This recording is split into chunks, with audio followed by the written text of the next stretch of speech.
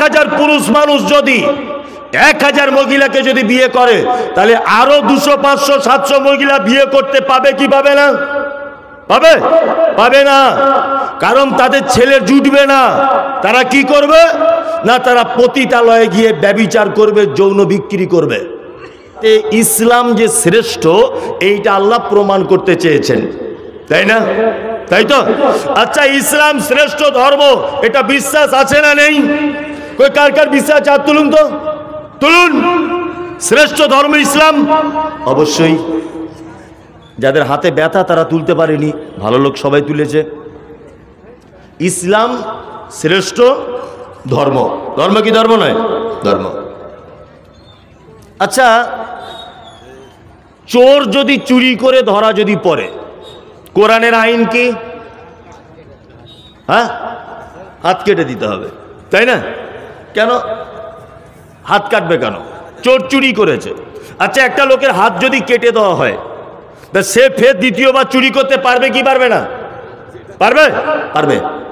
সে না পারুক, অন্য কাউকে পরামর্শও দেবে। দেবে কি দেবে না? দেবে। তা আল্লাহ তো এটা বলতে পারতো, ও চোর চুরি করেছে, চোখ দুটো কানা করে দাও, এটা তো বলতে পারতেন। হাত কাটবে কেন?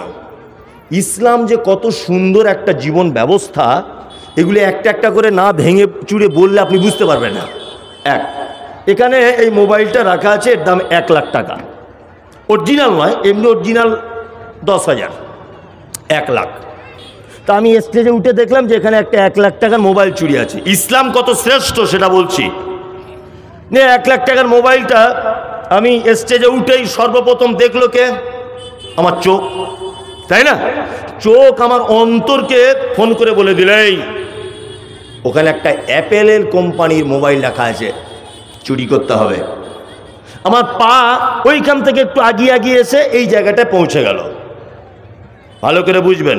তাহলে আমার চোখ দেখলো, আমার ব্রেন নক করলো, অন্তরকে চুরি করতে হবে, আমার পা আমাকে এইখানে পর্যন্ত নিয়ে এলো।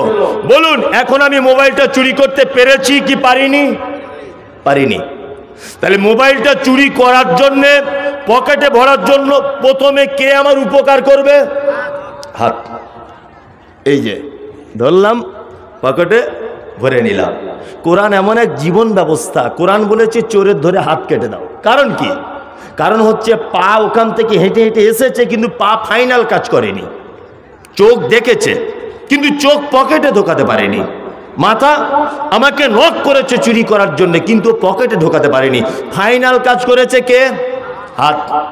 তাহলে আল্লাহ সাজা দিয়েছে কাকে? হাতকে। তাহলে কোরআনের কথা সত্য না মিথ্যা?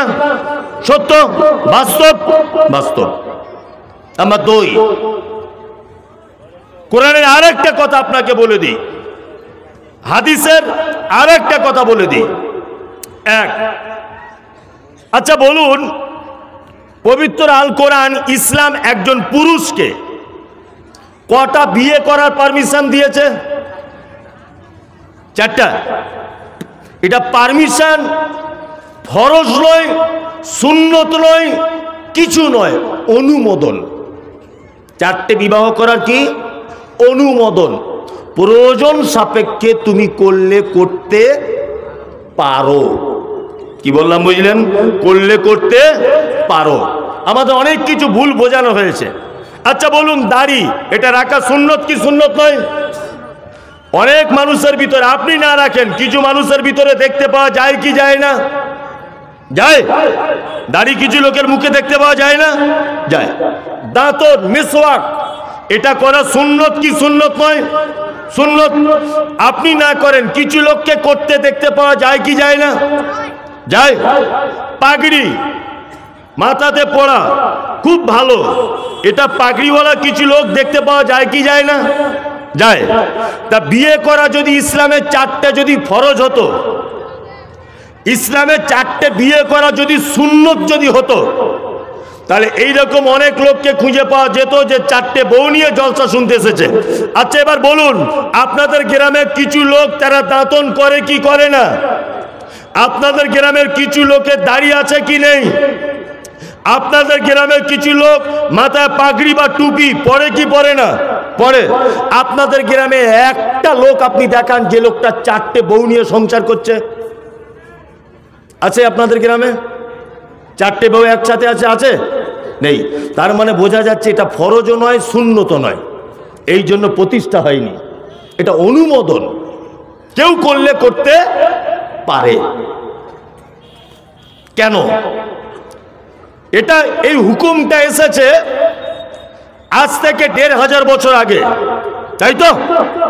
এইবার একটা কথা বলছি, 2022 সালের সমীক্ষা অনুযায়ী সারা ভারতবর্ষে 1000 পুরুষ মানুষ জন্ম নিলে, 1000 পুরুষ মানুষ যদি জন্ম নেয়, মহিলা জন্ম নিচ্ছে 1700-র মতো। কত? 1700-র মতো। বলুন, 1000 পুরুষ মানুষ যদি 1000 মহিলাকে যদি বিয়ে করে, তাহলে আরো 200, 500, 700 মহিলা বিয়ে করতে পাবে কি পাবে না? পাবে? পাবে না। কারণ তাদের ছেলে জুটবে না। তারা কি করবে না? তারা পতিতালয়ে গিয়ে ব্যভিচার করবে, যৌন বিক্রি করবে।